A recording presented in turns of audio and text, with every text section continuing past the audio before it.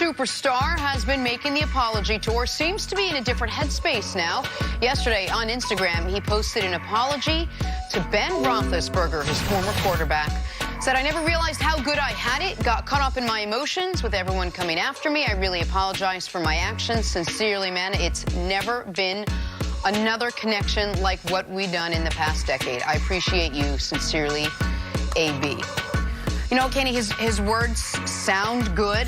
You're laughing. I'm sure it's the same way I interpreted this soundbite. But if you're a team and you've watched all of this unfold, is the risk worth the reward when it comes to Antonio Brown? For me, it's not. This is just more erratic behavior from Antonio Brown, and right now I can't trust his decision-making. So if I'm an organization that's looking to get more production from the wide receiver position... That's not where you're looking. That's not the direction I'm going in. Not at least for me. I think there's too much baggage that comes along with Antonio Brown, all the things that we've seen play out this offseason, from the domestic disturbances at his house, issues with law enforcement in South Florida. It's just one thing after another. Instagram living. And one thing after another with Antonio Brown. And if I'm an organization, I'm not looking to bring in that distraction. Now, in looking at how that divorce in Pittsburgh took place, it was because Antonio Brown realized that he wasn't being treated like Ben Roethlisberger, another player that had a lot of baggage that came along with him.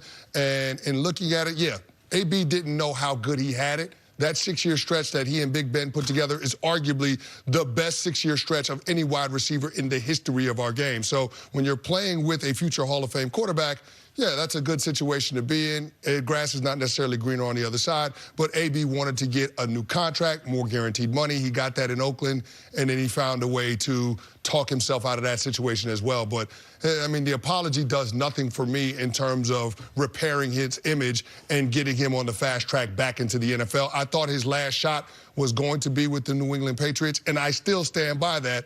Because, Nick, I know you're a big believer in take integrity, so I still stand by. I still stand by AB having his last shot in the NFL. And if he wasn't going to have another shot, it appeared to maybe come in New Orleans, and he Instagrammed his way out of that spot. Even if that wasn't going, they weren't going to offer him a job. He didn't help himself there. You guys remember the great Matthew McConaughey vehicle, How to Lose a Guy in 10 Days? Very well. It is a classic. I mean, Antonio Brown this is how to lose a career in 365 days. I mean, this is what it is. I wouldn't have thought it was possible, barring, you know, incarceration. Barring this. Barring the fact that he was injury or incarceration where he's not, like, doesn't have his freedom, that he could potentially be out of the league. But he now, I do think this was the first step to him getting back in the league. But it is a lot more steps to come. I think he's going to publicly have to do not only a 60-minute style interview, but I think it's going to have to come after, honestly, like real personal work, whether that's therapy, whether that's life coaching. I think he's going to have to show that he has cut ties with the circle around him of enablers and do-boys who have just been, yeah, AB, of course you're right, of course you're... I think he is going to have to come back a person we don't recognize.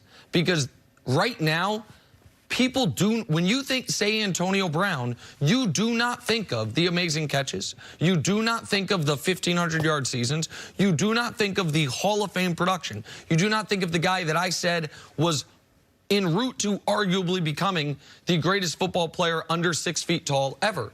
You think of, you know, on the spectrum of frozen feet to horrific allegations, or anything in the middle, some of the, from nonsense to criminality he's been associated with. So I'm not ready to say his career's over. I am ready to say if it was a Brewster's Millions type of situation where someone had bet him $100 million, can you end your career in a year? He would have not changed a single thing he's done. he would have done exactly this for the big reveal at the end. Like, so the NFL is all about 9th, 10th, 11th chances. Yeah.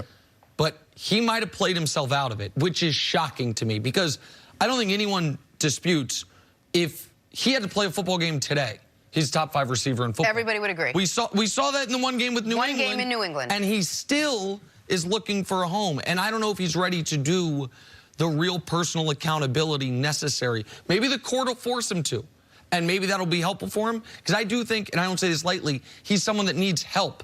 And I think that's the first step for him, or the second step. Because the words are the easy part. Let me just apologize to everyone. I'll get back on a team and everything's going to be okay again. You don't know if you're going to get the Antonio Brown of the last 12 months or the Antonio Brown of the last 2 weeks who's apologizing. We talked about what the teams would do. You were a player.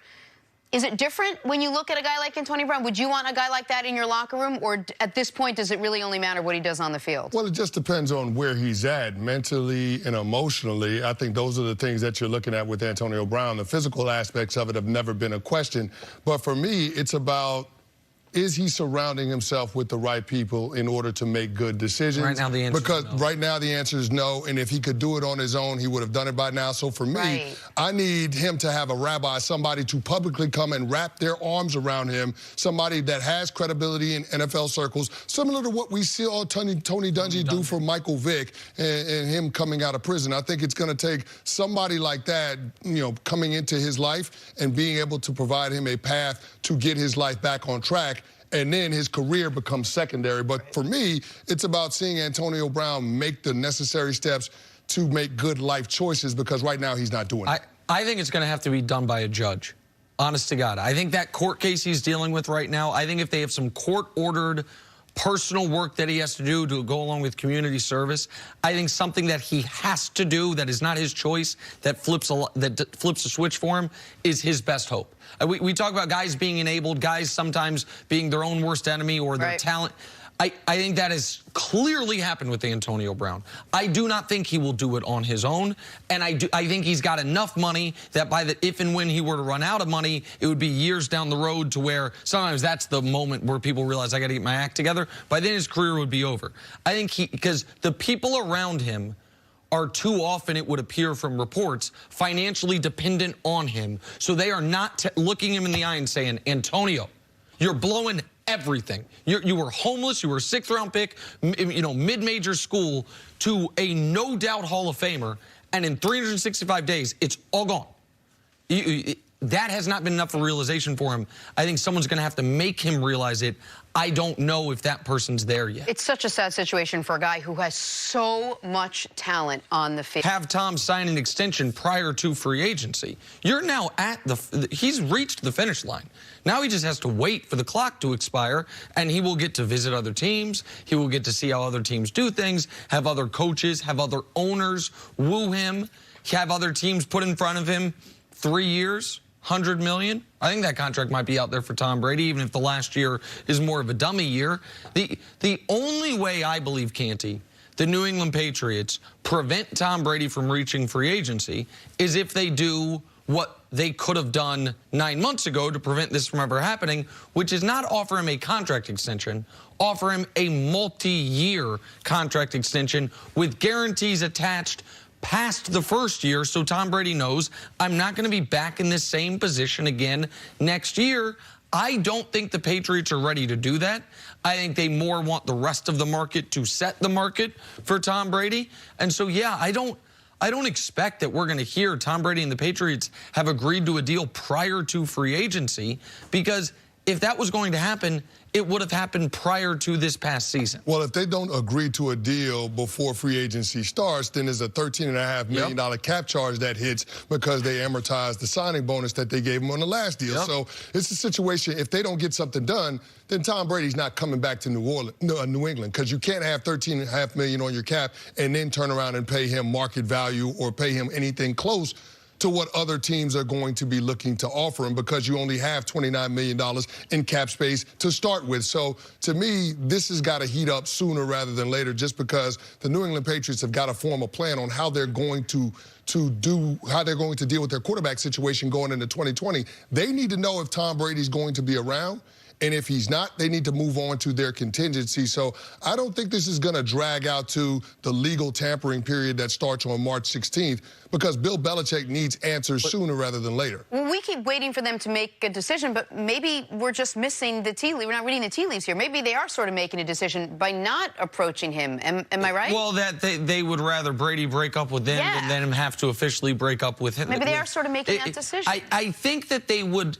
I do think they want Tom Brady back, but at what price, right? I don't think they would prefer Brady just totally walk away. If Brady said, guys, right now, I'll play for $20 million, 1-year contract, $20 million, I think they'd sign up for that in a heartbeat. The question I have for you, though, Canty, is what incentive does Brady have to not hit free agency? What incentive you're saying that it's got to heat up quick because of the dead money charge? Yeah. And it's a smart point and it's a good point, and it's one a lot of people are missing. That if the moment free agency starts, if Brady's not on a new deal, $14 million hits their cap.